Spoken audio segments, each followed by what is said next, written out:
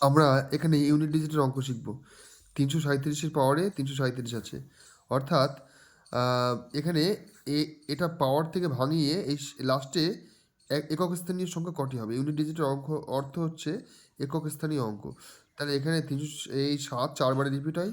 তাহলে এই ৩৩৭ কে ৪ দিয়ে ভাগ করব। অবশিষ্ট যেটা হবে সেটা ৭ এর মাথায় দেবো। অর্থাৎ ১ ৭ এর মাথায় দিলে ৭ একে ৭। এখানে আমার ইউনিট ডিজিট ৭ হবে এটাকে ভাঙালে। এবার নিচে যোগ অঙ্কে দেখি ৪ এর মাথায় ১০২ আর ৪ এর মাথায় ১০৩। ইউনিট ডিজিট মানে লাস্টের একক স্থানীয় সংখ্যা নেবো আমি। ১০২ কে ভাগ করলে ২৫ অবশিষ্ট আমার ২। তাহলে এই ৪ এর মাথায় আমার ২ আর এখানে ১০৩ কে ৪ দিয়ে ভাগ করলে ৩। আমার ৪ ৪ই ১৬ আর এখানে হচ্ছে ৬৪ যোগ করলে ৮০ হয়। এখানে ইউনিট ডিজিট হচ্ছে 0। সবসময় মনে রাখতে হবে যে পাওয়ারে যেটা থাকবে সেটাকে ৪ দিয়ে ভাগ করতে হবে। ভাগ করে অবশিষ্টটাকে মাথায় দিতে হবে।